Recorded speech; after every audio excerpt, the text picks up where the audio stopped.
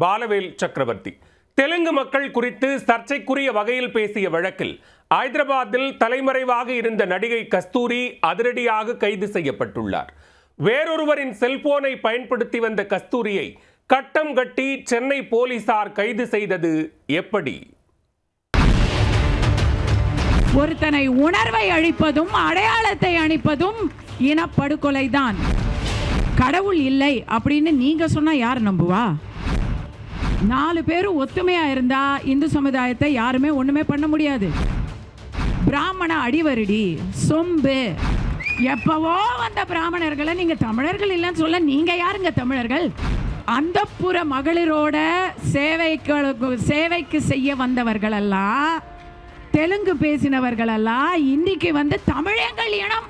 பிராமணர்களை பாதுகாக்க ஒரு புதிய சட்டம் இயற்ற வேண்டும் என்பதை வலியுறுத்தி நடைபெற்ற ஆர்ப்பாட்டத்தில் தெலுங்கர்கள் குறித்து பேசிய இந்த பேச்சுக்குத்தான் நடிகை கஸ்தூரி தற்போது கைது செய்யப்பட்டுள்ளார்.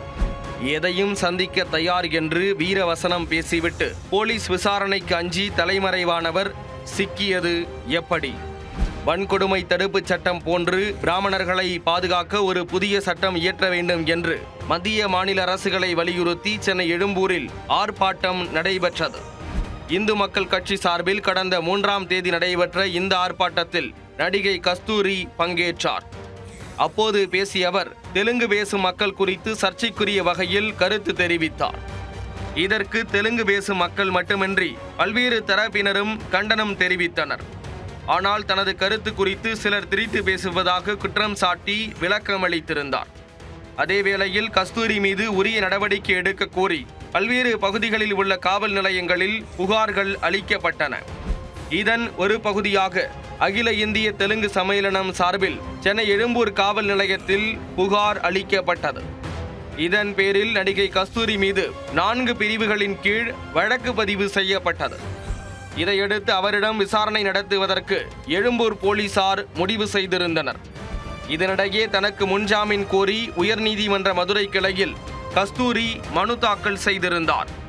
ஆனால் அந்த மனுவை தள்ளுபடி செய்து நீதிபதி ஆனந்த் வெங்கடேஷ் உத்தரவிட்டார். பேச்சு சுதந்திரம் என்பது அடிப்படை உரிமை என்ற போதும் பேச்சுரிமை என்ற பெயரில் வெறுப்புணர்வை பரப்பவோ அல்லது சமூக மோதல்களை ஏற்படுத்தவோ கூடாது என்று நீதிபதி கூறியிருந்தார். மேலும் வெறுப்பூட்டும் வகையில் பேசுபவர்கள் அதற்கான விளைவுகளை அவசியம் எதிர்கொள்ள வேண்டும் என்றும் நீதிபதி தனது உத்தரவில் குறிப்பிட்டிருந்தார்.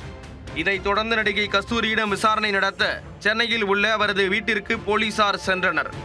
அப்போது வீடு பூட்டப்பட்டு இருந்ததுடன் கஸ்தூரியின் செல்போனும் சுவிட்ச் ஆஃப் செய்யப்பட்டிருந்ததாக போலீசார் தெரிவித்தனர்.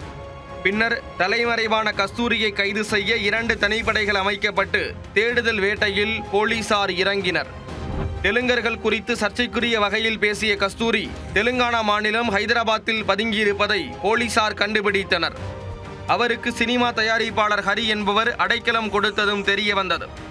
இதையடுத்து ஹரியின் வீட்டிற்கு போலீசார் சென்றதும் உள்ளே இருந்த கஸ்தூரி நீண்ட நேரம் கதவை திறக்காமல் பதுங்கியிருந்ததாக கூறப்படுகிறது. பொறுமையிழந்த சென்னை போலீசார் ஹைதராபாத் போலீஸ் உதவியுடன் கதவை உடைத்து கொண்டு உள்ளே வந்து விடுவோம் என்று எச்சரித்துள்ளனர். இதனால் வேறு வழியின்றி கதவை திறந்து கஸ்தூரி வெளியே வந்துள்ளார். தலைமறைவாகி தொடர்ந்து போக்கு காட்டி வந்த கஸ்தூரியை சென்னை போலீசார் கைது செய்தனர். தனக்கு எதிராக போலீசார் வழக்கு பதிவு செய்ததும் விசாரணைக்கு பயந்து தனது செல்போனை சுவிட்ச் ஆஃப் செய்தது தெரிய வந்தது. பின்னர் தலைமறைவான கஸ்தூரி தயாரிப்பாளர் ஹரியின் செல்போன் எண்ணை பயன்படுத்தி வந்துள்ளார். ஹைதராபாத்தில் வெளியே செல்லாமல் வீட்டுக்குள்ளேயே பதுங்கியிருந்த கஸ்தூரி ஹரியின் செல்போன் எண்ணை பயன்படுத்தியே மற்ற நபர்களுடன் பேசி வந்ததும் அம்பலமானது. இதை ட்ராக் செய்த சென்னை போலீசார் தலைமறைவாக இருந்த நடிகை கஸ்தூரியை கட்டம் போட்டு கைது செய்துள்ளனர்.